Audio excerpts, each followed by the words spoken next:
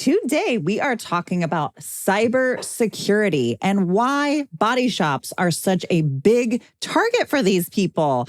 What do we do about it? Well, you're going to have to listen to the rest of the episode to find out. Welcome to Body Bangin', your podcast for all things body.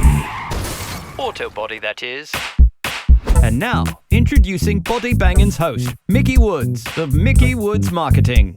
Mickey is a former auto collision center owner and is now a marketing and business development expert to shops across the globe.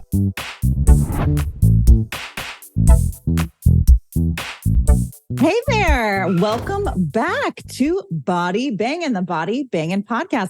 I'm pumped up. I actually just got my trademark information in my email inbox. So Body Bangin' is now trademarked. So if you're thinking about stealing it, tough, you can't.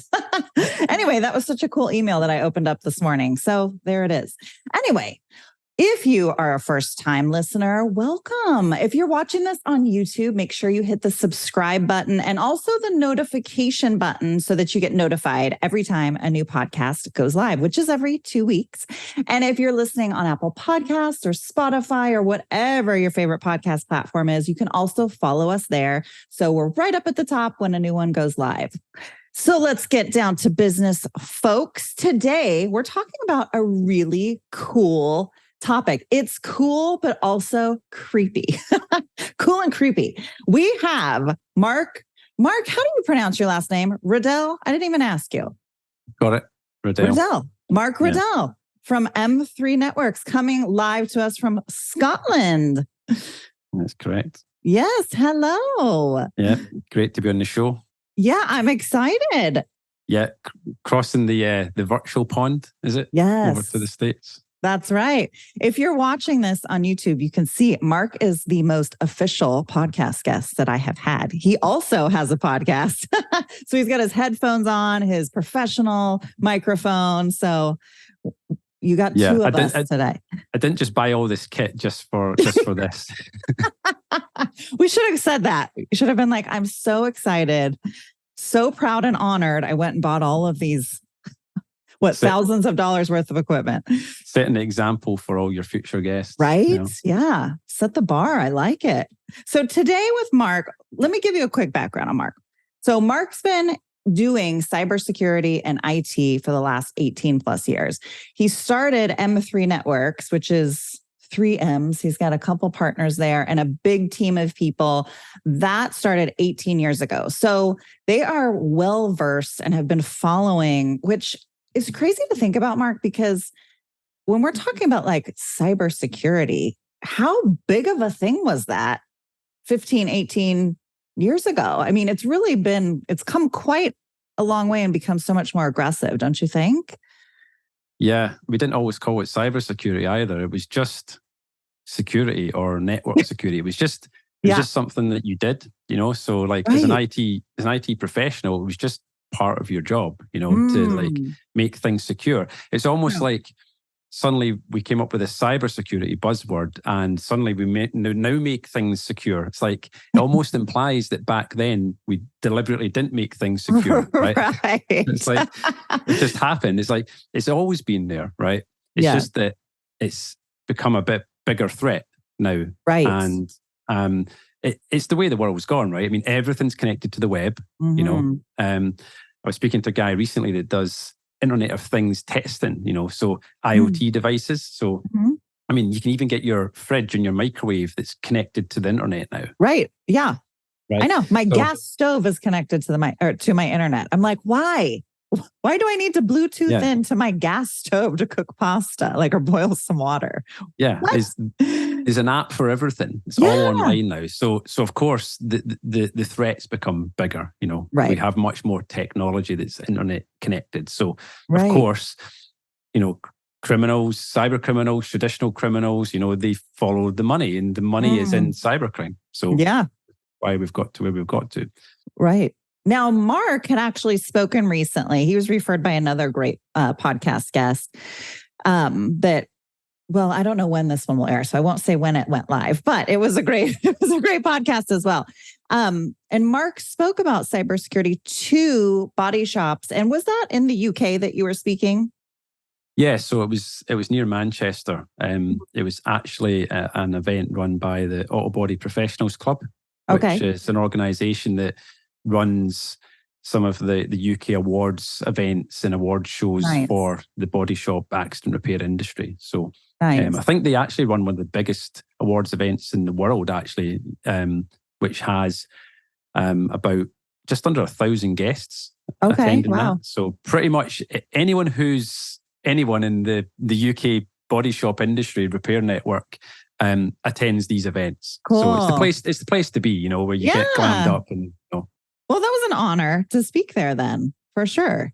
Yeah, it's a group of events that we attend, we go along to and try and network and meet other body shops and stuff, but also get the opportunity to speak with body shops as well. So So when I heard about this topic that Mark had spoken on about cybersecurity, and knowing what I know, and I know that there are things that I don't know, realizing that, I thought this is perfect. We haven't really dove into that on this podcast much yet. I know there's a lot of potential. I don't know if you call them like weak spots in the body shop. I mean, we've heard a lot of people talk in the industry about how accessible our vehicles are. So there's that piece. And then there's the piece of just in the shop where the weak spots are. So Mark, do you want to start us out by talking about where those weak points lie so we can at least have some awareness of what we're dealing with? Yeah, sure. So there's some things that are specific to body shops, right? And then there's some things which are kind of generic to all businesses, because all businesses are using tech and IT to some similar point. Yeah. And then, of course, this industry has its own kind of unique things. So this is a few things that make body shops a good target, right? So the first one, which is quite an obvious one, is valuable data. So body shops are holding significant amounts of personal data, sensitive data, customers' names, addresses, vehicle information, and sometimes even payment details as well. So, of course, that data is valuable because it can be sold in the dark web. It can also be used to commit identity theft against individuals and things. And the one thing that I always kind of point out to body shops, which they sometimes don't seem to quite kind of understand until you say it to them, is that the data is not actually your data. It's usually the insurance company's data, because it's their customer, right? Because if your work's coming from an insurance company, the information you're just kind of handling on behalf of the insurer. So well, we have a different set of way of looking at things to some degree, but yes, I agree with you. Yes, I follow what you're saying. Yeah. So the thing to understand is that a data breach or an issue with that data might mean that you have to then tell someone else that actually has been a data breach. So you could actually cause a huge problem for your work providers if you have a breach. So it's not necessarily contained to just within your business, is the kind of point I'm making. So yeah, it's an interesting one. So valuable data and understanding you have valuable data is the one thing to kind of point out. True. And let's be honest, most body shops are what we class as a small business. I don't know what you would call them over in the US, but we have the term SME, like a small and medium enterprise, or a small and medium business. So that's typically a business up to around about 500 employees. So it covers a lot of businesses, right? Oh, yeah. And the problem with smaller businesses is that there's this perceived lower security, right? And that smaller businesses may not be investing as heavily in their cybersecurity compared to a larger organization. So cyber criminals may see you as like that low-hanging fruit. Because the perception, they might be easier to breach. Because let's be honest, we've all seen the kind of the Marriott Hotel and, the big breaches make the news, right? But the problem is that big companies are now seeing other big companies over the years, and they are investing a lot in protecting themselves. But so it's now switched to cyber criminals targeting smaller businesses that they know are not going to have the protection in place. Right. I gotcha. So, yeah. Okay. So they're seeing the shops as easy prey. Easy potentially. Prey. Absolutely. Gotcha. And for a few other reasons as well, which I'm kind of happy to kind of cover here. Another one which you'll be aware of is the reliance on having immediate access to data. Right. So Totally. body shops are looking up vehicle repair histories, estimating systems, part inventories, communicating with customers is obviously crucial, So the reliance on having to access your data all the time might make you more likely to pay, say, a ransom in the event of a ransomware attack, so that you can quickly kind of get on with your business. Right. Key-to-key times is a thing that's talked about a lot. Yes. I'm pretty sure it's the same. Cycle time. Yep. Yeah. And anything that has an impact on that is something that you want to avoid. True, and obviously not having access to your IT systems, for example, in a ransomware attack will have a significant impact on that. Not only that, but obviously all the new jobs that you're trying to bring in, right? Yes, so big time. Definitely going to have an impact on things. Yeah. You might be able to do some things. If you've got vehicles in and you've got parts in for them, you might be able to still do some work on repairing some of the vehicles you have in, but you're not going to be estimating anything new. You're not going to be able to order any new parts. You might not even be able to send and communicate emails with your customers if your systems are down. So it's quite significant. And any body shop I speak to can, in their own mind, they know how many vehicles they deal with every week. So if they say, well, look, if you're well prepared and you can, recover from a ransomware attack, say within 5 days, like a week's worth of downtime, what's the impact of that week's worth of downtime in your business? Yikes. Yeah. And everyone can start to put kind of their own numbers against that. Right. And supply chain. Like supply chain's a huge thing in cyber right now. So everyone's part of a supply chain. It's somewhere. You're either at the end of it or at the beginning of it. Or somewhere in the middle. And, body shops are relying on a huge network of suppliers for parts and materials and everything else. So if any part of that chain is compromised, the potential avenue for, attacking a body shop itself is huge. And two other ones that we kind of want to talk about is cybersecurity training. So employees at body shops might not have received the same training in cybersecurity as that they might have in other businesses or other industries, which could make them more susceptible to things like phishing, for example. Right. Most cyber attacks still start with an email. Right. That's the thing is, a lot of people think that cyber attacks are some sophisticated kind of black voodoo magic or whatever.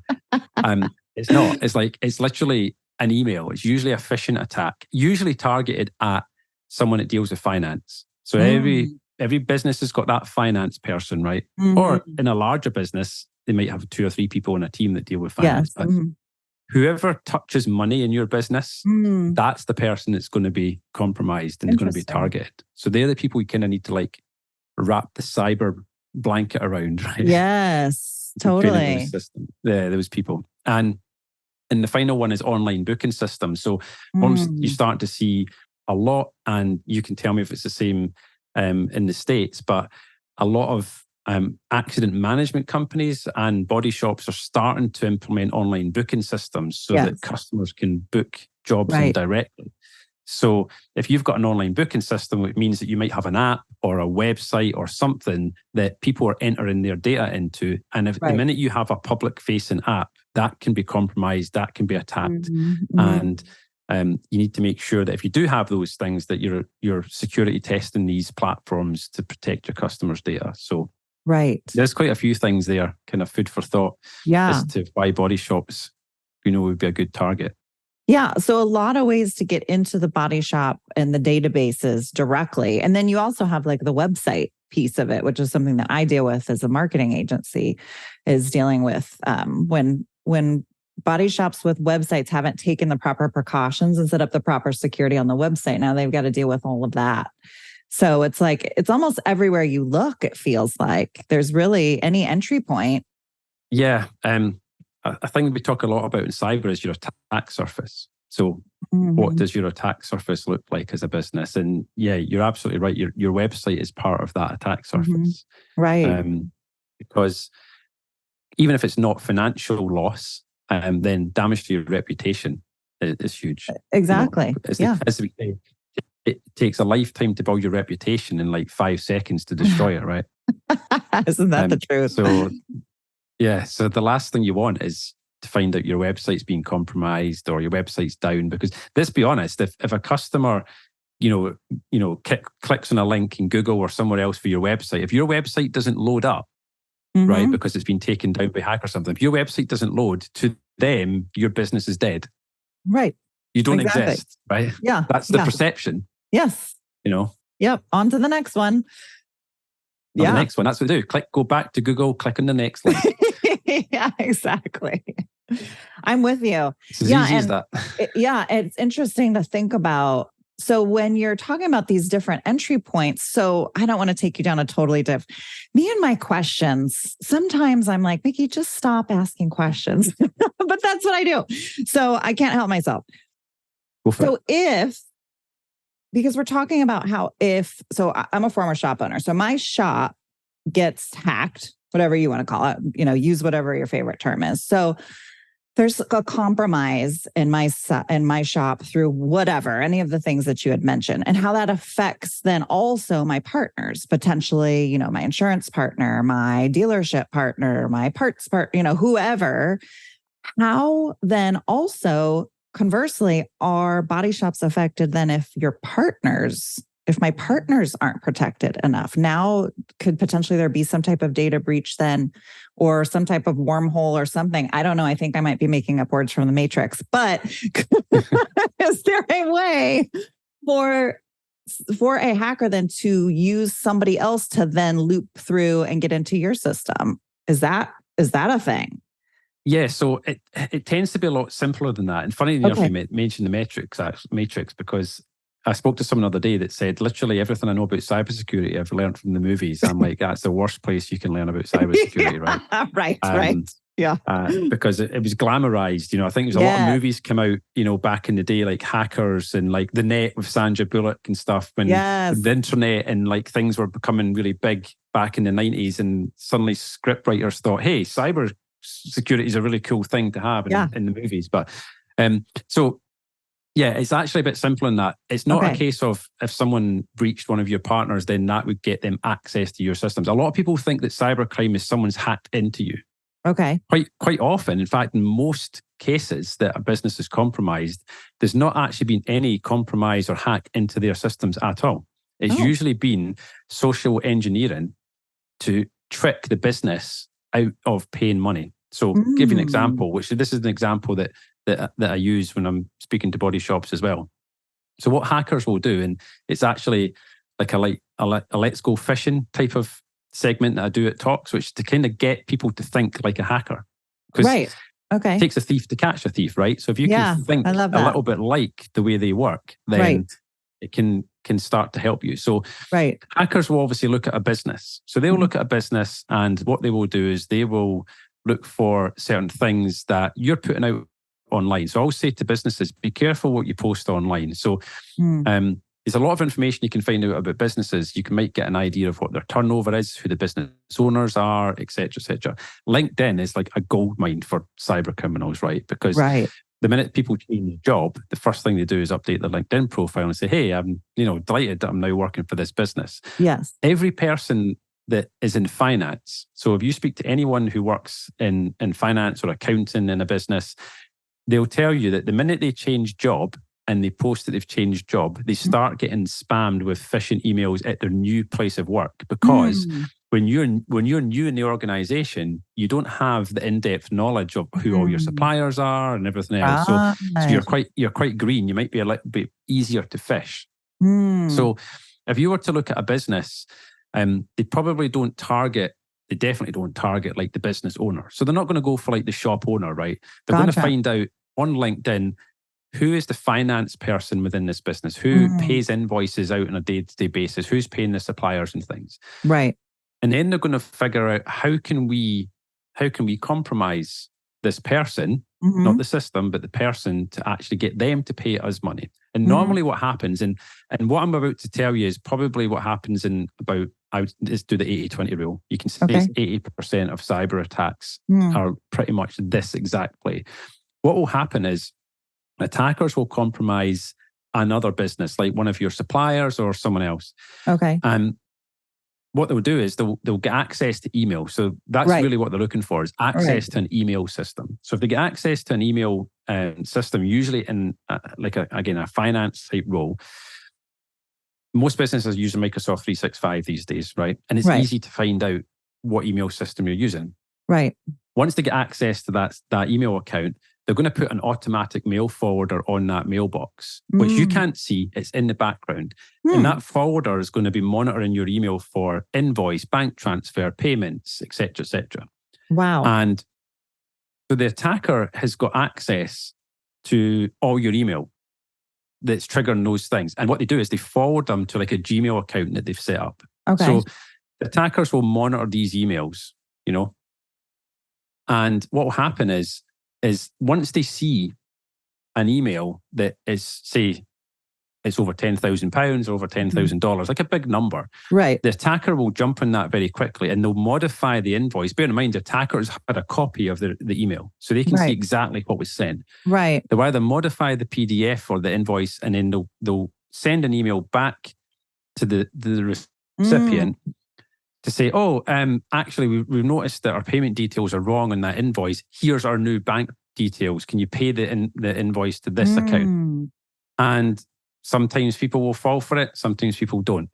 So it's a bit of a numbers game here. Right. But because it looks genuine, right? It looks really, really genuine.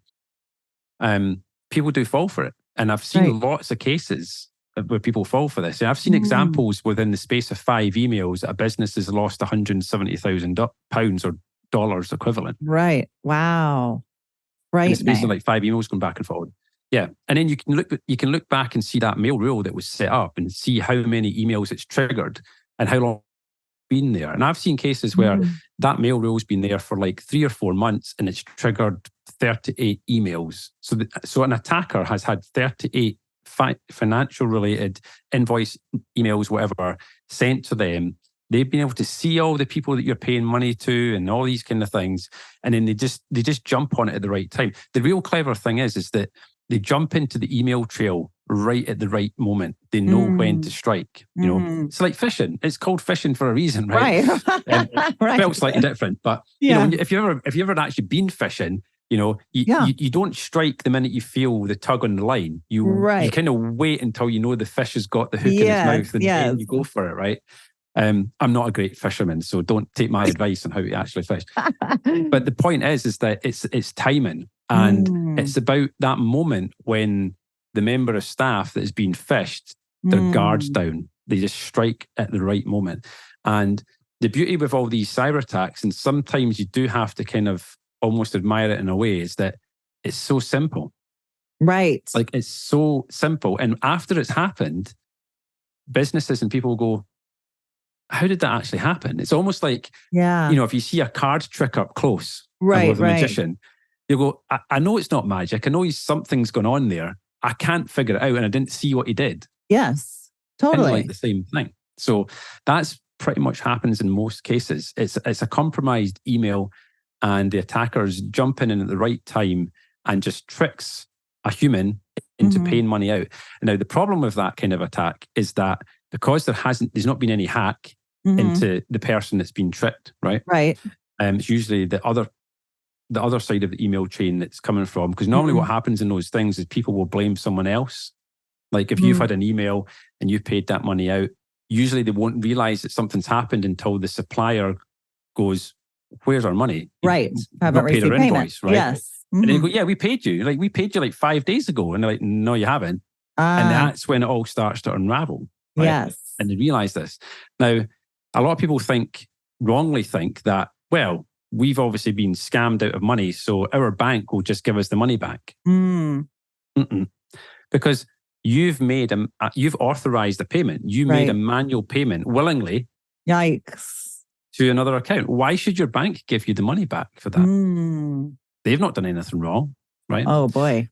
And then that's when you get into the cyber insurance kind of conversation about, that's where that's where your insurance will help recover those kind of losses and stuff. So so that's the common play. There you go. Interesting. I'm going to interrupt this podcast for just one quick second, because a lot of people wonder, Mickey, what is it that you even do besides host a podcast? Well, I do marketing, and really the biggest thing that I do is help you drive more traffic to your business.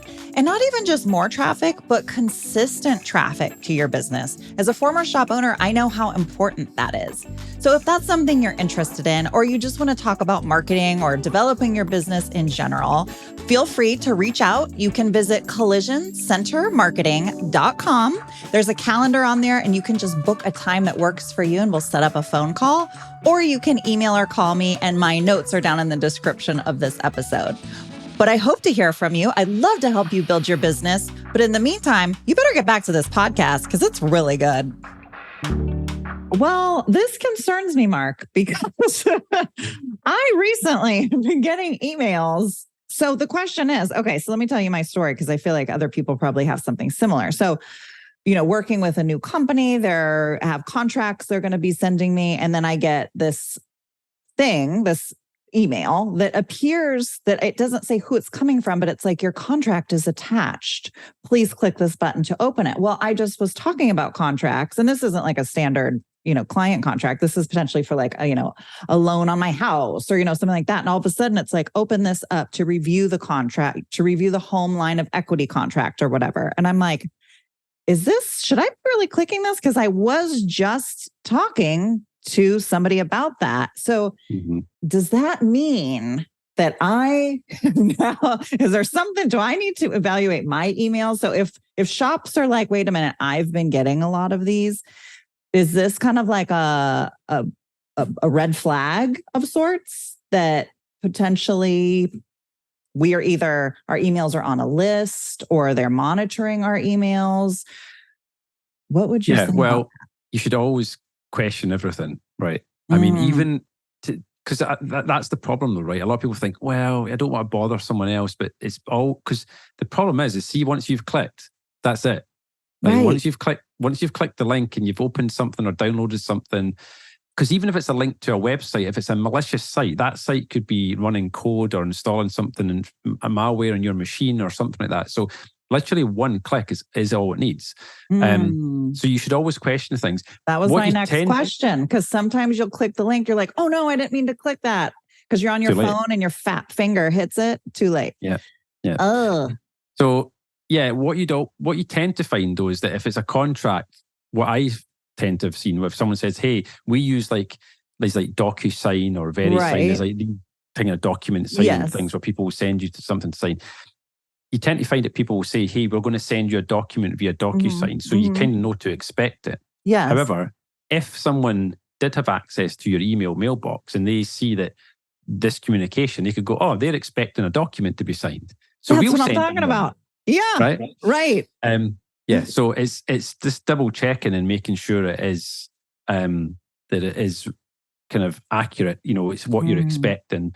But the question is, the next sensible question, I guess, is how do you know if your email has been compromised, right? So most businesses, it's fair to say, are using either Microsoft 365, sometimes get people using Google and things.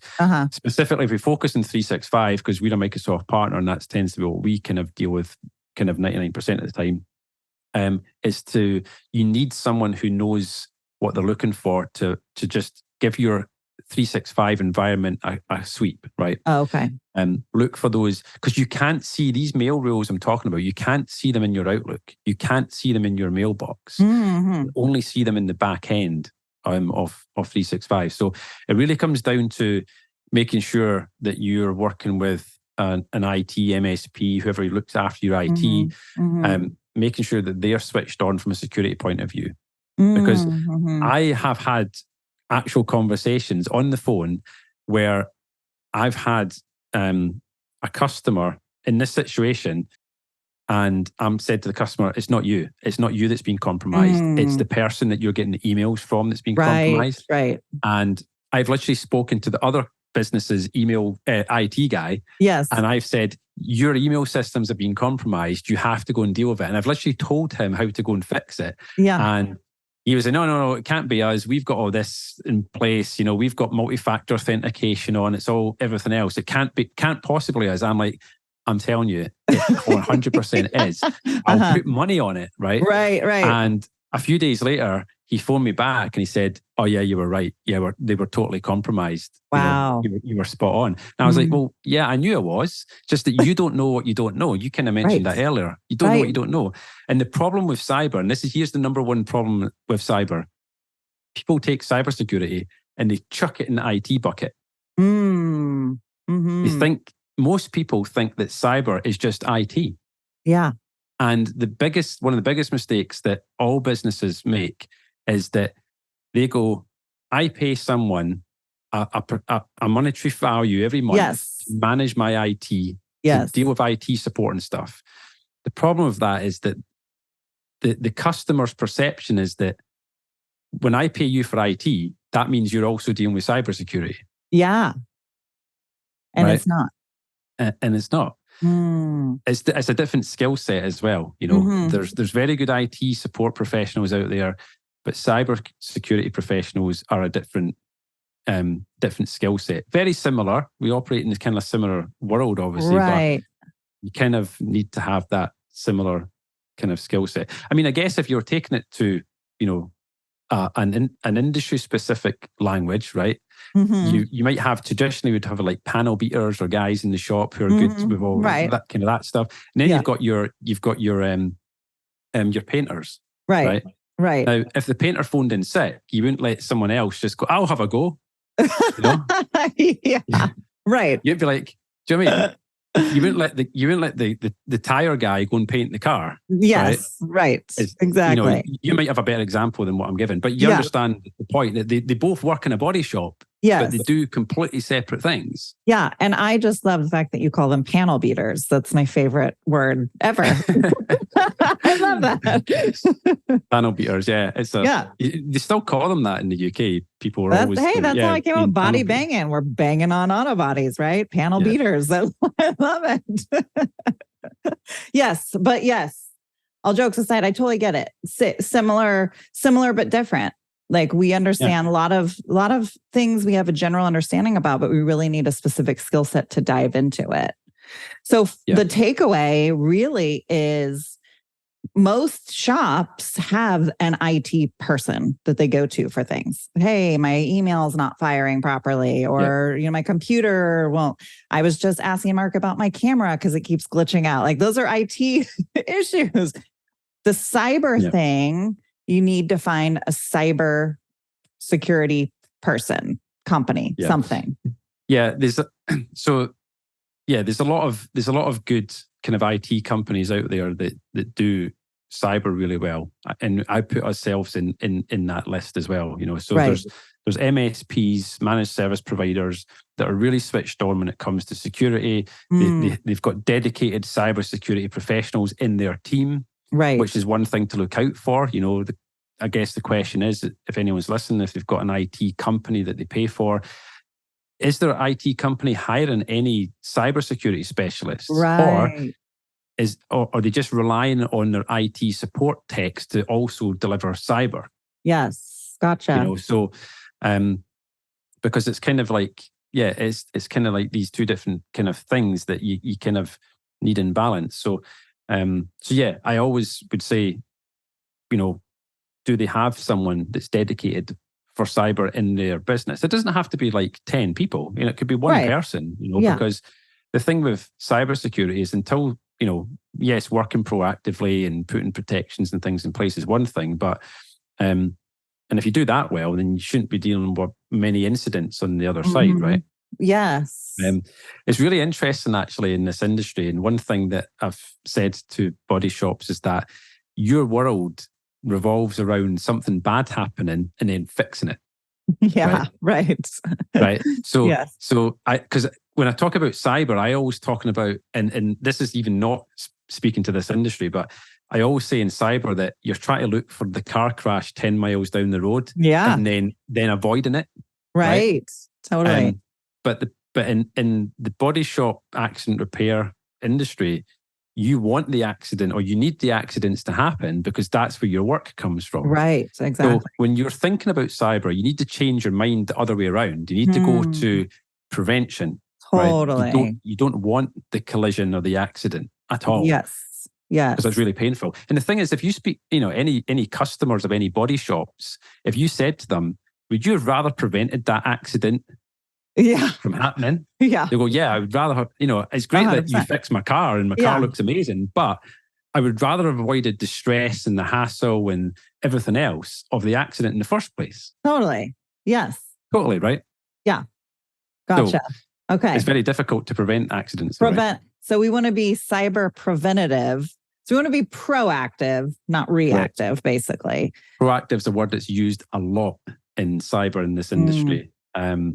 Unfortunately, for businesses like mine, getting customers to be proactive can be difficult. I bet. Because people don't often see the value in prevention. That's partly the difficulty. Right. Well, I totally get it. And I actually, it seems in my world, in the marketing world, dealing with the websites, dealing with things, and people call me as the marketing person when they have some hacking issue or they have some spammy emails that come through, they send to me. I'm like, this is above my pay grade. This is not different set of skill sets, like you were talking about, totally different. So we talked about like their whole list of ways that they can kind of attack, I guess would be the best word. Are there any things besides hiring somebody and being proactive that you feel like shops can do as a fix? Yeah, so I've got good takeaways from this. If anyone does anything after listening to this, right, is you want to get the basics right. Okay, that's the first thing. Now, over here in the UK, there's a government-backed scheme called Cyber Essentials, and it's actually a very kind of watered-down version of the NIST cybersecurity framework, which is the National Institute for Standards and Technology, which is a US government department. I don't know what you have equivalent kind of over there. I'm sure they might be. It might be different in different states as well. But I don't know. But getting the basics right often starts with, coming back to what we just said, is working with the right IT provider. If you're working with the right IT company, you should have the basics covered already because they should be doing things in a secure way, right? So for example, like, your IT company sets up the Wi-Fi in your body shop, right? Yes. You should have a secure password on the Wi-Fi. Right. But you should also have a guest Wi-Fi network. So if customers are coming in and they're sitting on Facebook in the reception, right, waiting for their car, whatever, they're not connecting to your internal Wi-Fi. You've got a dedicated Wi-Fi network just for guests, right, or for customers, right? Right. So there's an example of things. But a good IT company would recommend and have that in place already. Yes, true. The second thing with cyber is understanding what's good and what's bad. So what are the things that you're doing really well and what are the things that need a bit of improvement? So kind of understanding kind of where you're at. So we call it your cyber posture.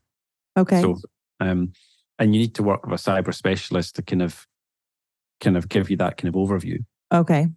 Then deciding on a strategy. Strategy is a word I use all the time when I talk about cyber. So what is the strategy? Because what I see a lot is that a lot of IT companies just try and sell their customers extra services. They'll go, hey, we do this cybersecurity training thing, which can help prevent phishing attacks. So we're going to train your staff so they're more vigilant to notice these phishing scams, right? Right. And they go, yeah, cool, that sounds really good. But that's just one thing. Right. There's a strategy. Like, what is it you're trying to align with? I mentioned the NIST cybersecurity framework. That's what we try and align ourselves with. And so we're working towards a strategy. We're not just selling stuff because it sounds cool to sell, right? Right. And then the fourth thing is to build a roadmap to implement these things, because cyber is there's no silver bullet. You can't just click a button and that's cyber secure, right? It's a process. It's a journey. It's going to take time to implement things. And quite often, let's be honest, for businesses, they can't just go from 0 to 100% in terms of investment in this, right? Because you're going to have to spend some money. You might say, well, what are the critical things we should spend money on right now? So I mentioned cybersecurity awareness training. that is a really, really good kind of bang for your buck. It doesn't cost a lot to get cybersecurity awareness training, and it has a massive impact though, right? I would think, yeah. Because, as I've said, most cyber attacks start with an email. So if you can educate the humans, right, to watch for these emails, you're going to, lower your risk straight away. Right. And the final thing is to make sure that you review your cyber posture on a regular basis. It's not like a set it and forget it, right? Because like this industry, cybersecurity changes all the time, right? It's like constantly moving. So you need to make sure that you kind of review that. I would say minimum you want to be reviewing that maybe a couple of times a year, maybe quarterly. Make sure that you're making sure that you stay kind of up to date and current with the latest kind of threats and what's the new kind of hot topic and the new hot thing. And would that be communicating with the whoever your cyber team is or person is that would assist you in making sure that you're staying on track? Because I'm just thinking like, body shops, we're slammed, we're busy, we barely can handle the work on our plates. And now we've got all these things we have to worry about. And now we have to manage the cyber. Like, can't we just have somebody else do that? Can I just pay you to handle that? I know that people are thinking it. Don't judge me for saying it. Do you know they're thinking it? The reality is, yes, you can have someone else just do it. And I mean, that's what we do. I mean, we have customers we managed all their cybersecurity for. Right. And that's what we prefer. However, in order to do that properly, you need some sort of, there has to be the trust there, right? Because the problem is when you're selling solutions, you're telling the customer that, hey, there's this problem, but we also have the solution. There's always that skepticism about, well, you stand to profit from right. Do I really need this? Do I really need this? So it's how do customers get that value or that ROI? How do they think, is this a good way to spend my money? Because nothing bad's happened. And we are saying to them, hey, if you spend some more money, we're going to make sure nothing continues, nothing bad continues to happen. You're kind of selling nothing in a way. Yeah. You're selling prevention. It's very, very difficult, right? It's very, very difficult. Right. Because it's not tangible. They can't see it. They can't touch it, Totally. So I see the rub it can there. be difficult. Yes. So there needs to be this trust. Your customer has to trust you that you've got their best intentions and that you're doing this from the right place. For sure. It isn't easy though. That's the problem. And sometimes you have customers where you are explaining these things, you are making them aware of things, but they still don't invest. And that's part of being an IT company. There's one thing we have to make sure is that customers are aware. And if they're not going to take our advice, then they have to understand that they're taking that risk. Right. Because it's their business to take that risk with. That's fine. Yes. But we're also starting to see a little bit more of IT companies being sued for their customers being breached. Because their perception is that we thought you were dealing with this, right? So what I always say, and I do speak to other IT companies, I say you have to make sure that your customers are absolutely crystal clear that this is their risk and that by them choosing not to do something, they're taking that chance and we can't take the risks for them, right? So, right. Because ultimately, cybersecurity is just risk management. That's all it is. Yeah. Well, yeah. And it's interesting what you said, like we're pay more money, buy this package so that nothing happens. That there's no issues. They're like, it's like the whole, it's like that whole, hey, I like to talk to you about your car's extended warranty. Right. Exactly. You see all those jokes online, like, did I really want an extended warranty? Like, but if someone told you that your engine was going to blow up in 3 years' time, you'd be, well, yeah, I want to make sure I've got a warranty then. Yeah. But you're taking that chance. So agreed. Good parallel there. Yeah. Okay. So I know we're getting close on time here. So to wrap it up for everybody listening, number one, have a good IT company that can look out for the basics. And I think a lot of shops too, but there's still a lot of shops that don't. And that is huge. Getting education is huge. Finding somebody. And Mark's not doing like a sales pitch because he doesn't really, I'll give you his information. We'll put a link in the show notes. So if you want to talk with Mark, you can certainly talk to him, ask him questions, but he's not trying to sell you on something because the bulk of his clients are in the UK. So this is not like a, hey, you need me type thing. It's you need this, you need prevention. And this is really educational. So I hope that everybody watching and listening is really taking this in, that this is an issue. It's an active issue. It's not going anywhere. I think people oftentimes want to like bury their head in the sand. Like I'll deal with it when it happens. Now it's like, that's really when it costs you a lot of money. Like even for me. Yeah. So you got a website, you're not going to purchase the security for the website. Okay. Cause you don't want to pay the additional $30 a month or whatever it is, but I'll pay, but then they end up paying potentially thousands, 10,000, depending on how big the company is down the road to reel it all back in. So it's kind of like, what is it? Like an ounce of prevention is worth, I don't remember. I know what you're, I kind of know what you, I know. Yeah, ounce of prevention is worth something. Basically, it's worth it. It's worth it to pay the money to prevent it than the catastrophe that it's going to cause potentially if it strikes. And you're not guaranteeing that it still can't happen. Yeah, nobody can. 100%. I mean, I always say, like, if anyone guarantees that, hey, you pay this money and you'll be 100% cyber safe or protected from cybercrime, I say, run away from those people because, like, 100% doesn't exist, right? It's like, all you can do is reduce your risk to a point that you're comfortable with that risk. Right. It's like any risk that you take. So it's really interesting that spending money in prevention, that problem is it has zero perceived ROI. That's the problem, right? But people will spend a lot of money to fix a problem, and that's because it's affecting them right now. Right? Correct. If I said to you, give me $10,000 and we'll put this stuff in place and we'll reduce your risk massively of a cyber attack, right?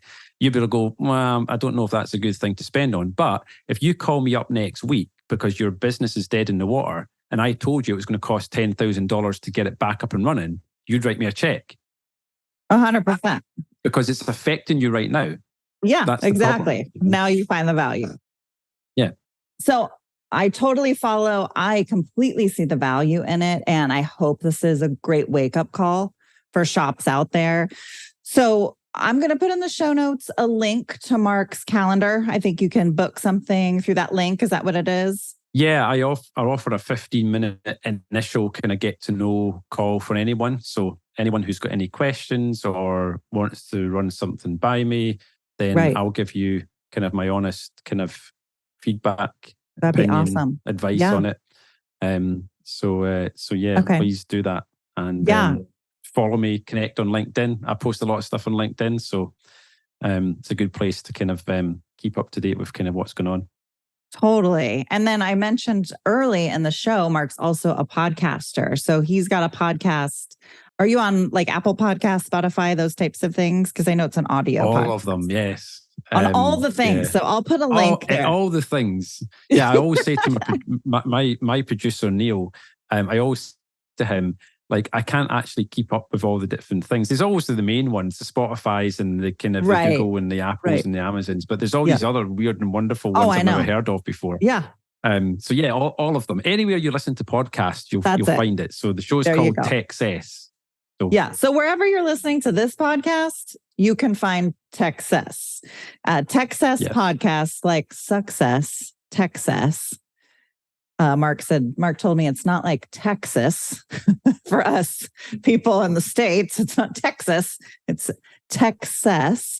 And he talks about all things tech related, also cybersecurity. So if you have somebody on your team that wants to kind of dive into this more, this would be a great resource to start listening to the podcast. And his podcasts actually drop every week. So kudos to you, because it's a lot of work to do these podcasts and edit and all that kind of stuff. So it is. Yep. But it's worth it. It's worth it. So we're going to wrap up because we're at our time now. But thank you so much, Mark, for coming on. This was awesome. Yeah, it's been great. Another side of the the other side of the mic, so to speak, being interviewed instead of being the person asking the questions. That's right. Yeah. Keep you on your toes. I love it.